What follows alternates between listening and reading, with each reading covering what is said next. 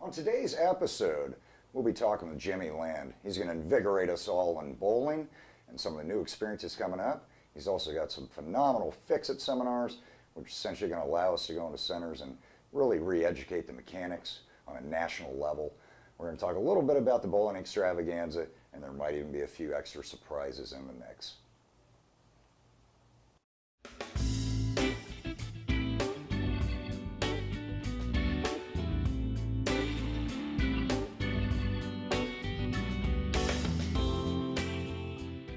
Ladies and gentlemen, welcome to the Kegel Show. My name is Don Agent, and I'll be your host today. And to my immediate left is a very dear friend of mine and bowling colleague, Jimmy Land. Jimmy, thanks for coming out, buddy. Absolutely, Donnie. Pleasure to be here, sir. I tell you what, man, I know you run around quite a bit. I actually just got back from Hall of Fame dinner, and John Janowitz was inducted along with some other phenomenal talents in our sport, to Neil Milligan, Danny Wiseman, Kinder Gaines, Jerry Edwards, and a very, very good friend of mine, Tim Mack. So that was just an unbelievable ceremony. I mean, congratulations to all of you. Absolutely, congratulations to all those folks. Let's just start right out in the heart of it. I mean, you and I had pretty similar career starts. I mean, different machinery, but I mean, you've been in this business for quite some time. How many years? Ay. Long time, brother. Way longer than I should have been. If I'd have known I was going to live this long, I would have, one, taken much better care of myself, and two, picked another career. Yeah, no, it's bad on the body. Right. Bowling's been very good to me. My parents, I grew up in a bowling center. My parents have owned one since the day I was born. And I kind of migrated to the back end. A lot like you did. It was a safe place. Absolutely. There wasn't near as much griping and complaining back there. It was a lot more laid back. And I knew if I looked through enough of the drawers of the desk, I'd find a dirty magazine, something like that. They're throwing tools, they're cussing, all the things that a formidable young man likes. Yes. So I knew I was with my own at that point, that I found kindred spirits, so to speak. And then, the quality calendars they used to have. Oh, yeah. Yeah.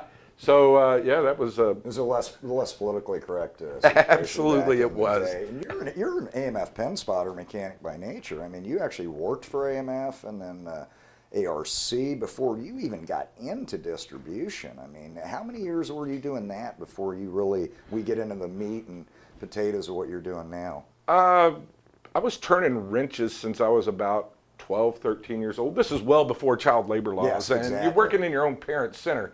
You get a lot of latitude. Yes, correct. Dad didn't care whether I should be back there or not. He needed somebody to catch the calls, and by God, he's working the counter, so get back there. Just like being on a farm. Absolutely right. You do what you got to do. Yeah. So started wrenching 12, 13 years old. Continued doing that up until late 20s. That's when I went to work for AMF. My parents decided to sell the center. I'm a little young to retire. I know it's hard to tell, but I was a little young to retire, and he didn't get enough for all of us to retire, so ended up going to work for AMF. Mm-hmm. My first job with AMF was from MapDot, Wichita Falls, Texas, to Reading, Pennsylvania. Wow. So it was kind of a culture shock. We go from little bitty town to another little bitty town, but the first time it snowed, that's when I really realized it was a change of pace. Oh yeah. My wife and I, we moved up there in August.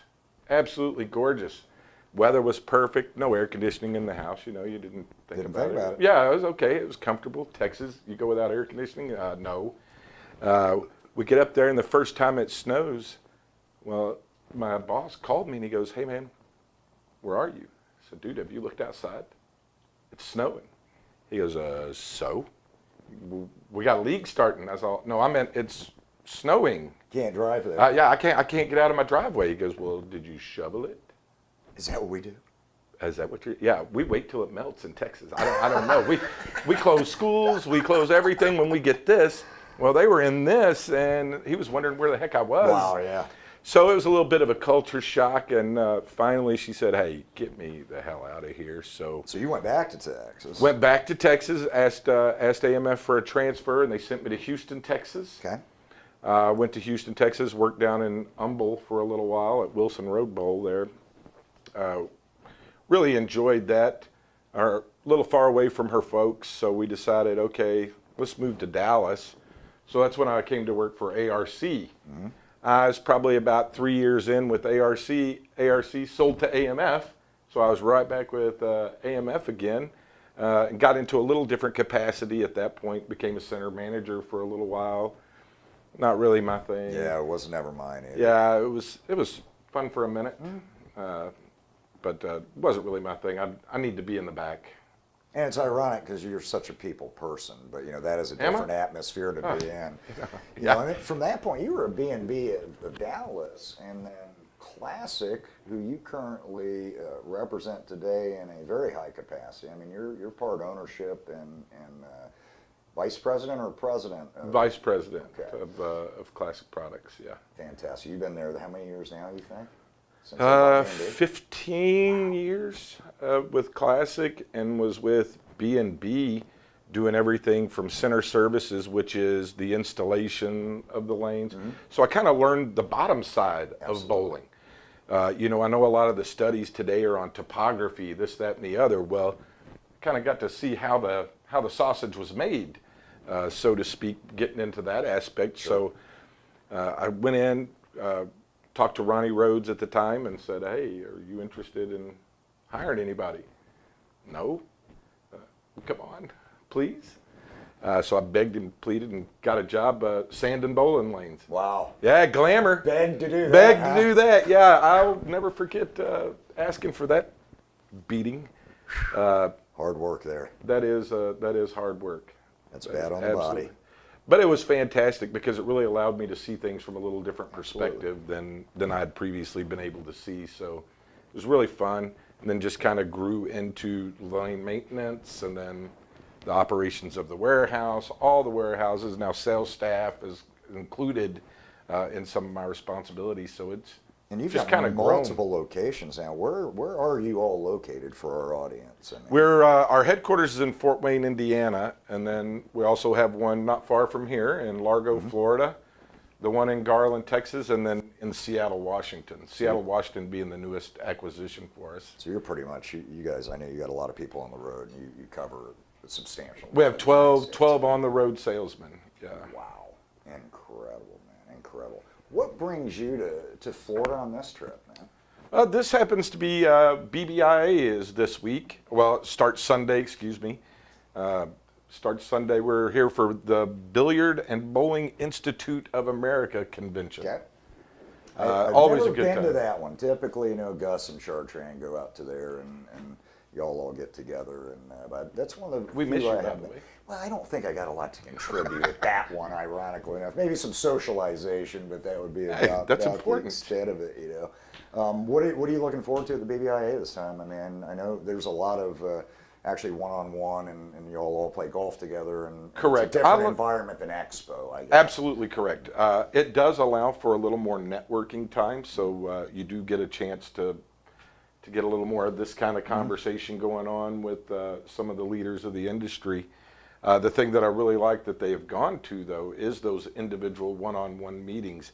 It used to be the manufacturer would come in, they would give one 30-minute presentation, and they were done. That was it. So it was like 4 days of Gearing up for a downtime. half hour. Yeah, exactly right. Whereas now, it's 30-minute sessions with distributor after distributor after So you distributor. have something scheduled throughout. Absolutely your time. right. Absolutely, I think that definitely sounds like that will work out much better. And it allows for a lot more intimate conversation and stuff that concerns, the same thing that concerns me and my company are not the same thing that concerns other distributors and their company in relation to the manufacturers. So it allows for a little bit of private time Absolutely. and get some points across that Fantastic. may not have been able to be addressed beforehand. So I fully agree. So that's a 4-day deal. That's in Amelia Island. Isn't that it? is in Amelia Island. Ooh. And you're hanging out with us today, and then y'all will be heading out in the morning, I guess, make that journey. I have to believe that to be correct, yeah. Rock and roll. I'm excited. You're still Excited to be here. I said, kind of owner-operator, I mean, because you still turn wrenches, you still get out there in the trenches, and you still get in front of people and try to teach them about good machine maintenance, whether that's pen spotters or lane machines. I mean, you've put together some pretty cool workshops over the years called the Fix It workshops, I believe. That's correct. You got any of those coming up on the radar this year? Absolutely. We just completed about a month-long run of them so far. Okay. We had traveled mainly East Coast and the Midwest.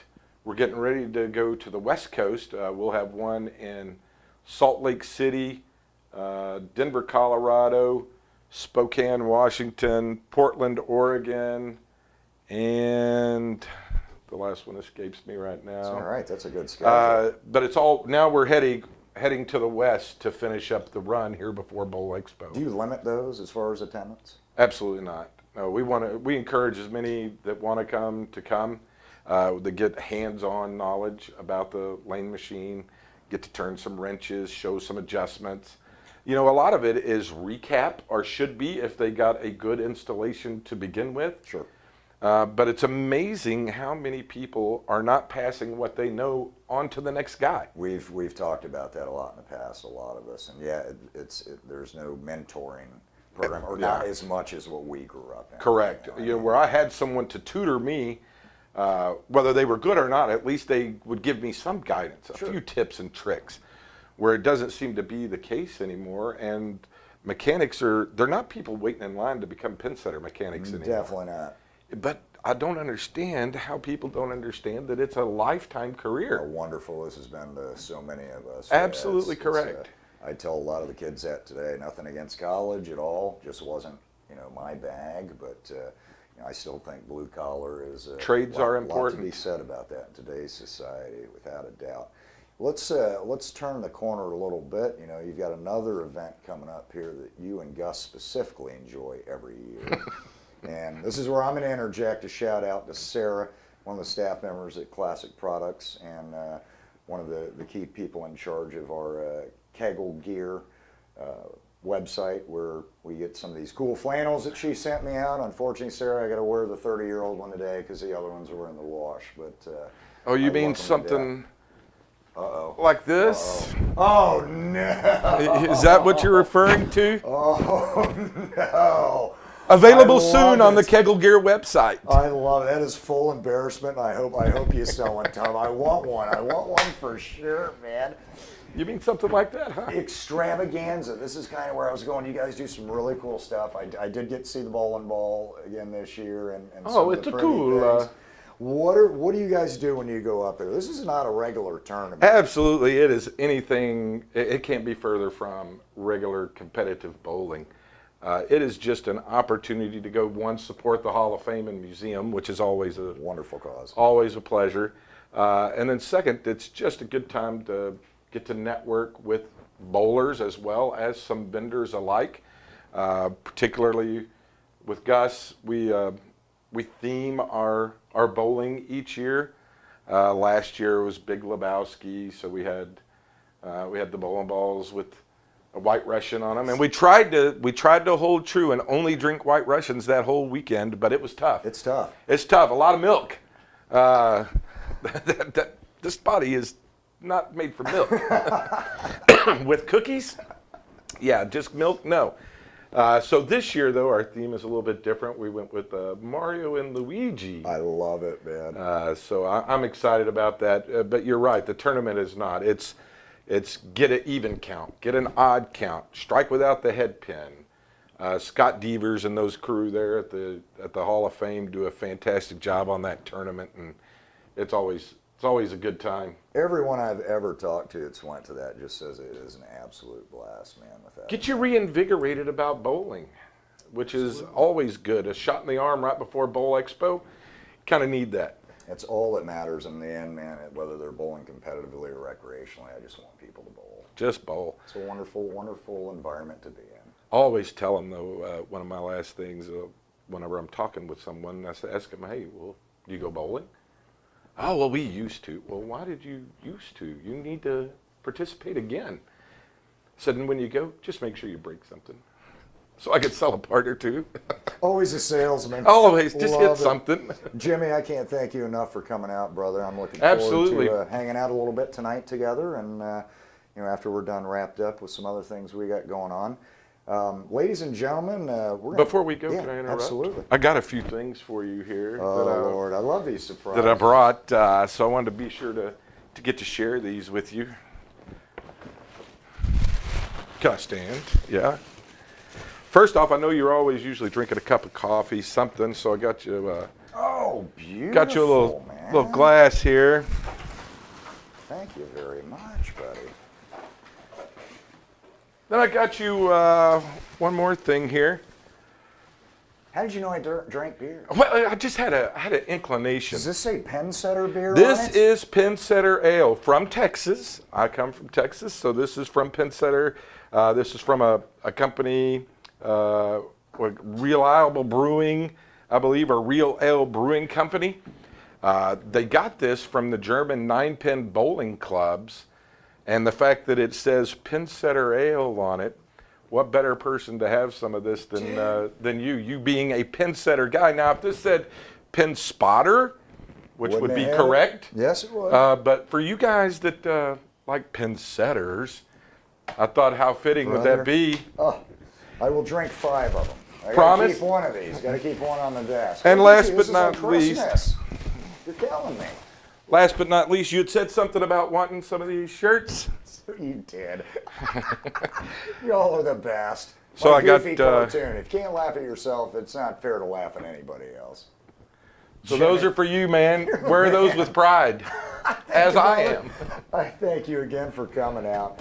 Absolutely. Ladies and gentlemen, that is a wrap for today. But before we close the show out, I'm going to close it out a little bit different. Unfortunately, I'd like to pass our condolences out to James, Darren, and the entire Campbell family in St. Petersburg, Florida. They lost their brother Roger Campbell, which was a phenomenal, unbelievable bowler back in the 80s. We used to compete together quite a bit. And on behalf of everyone at Kegel, we would like to send our condolences out to the family.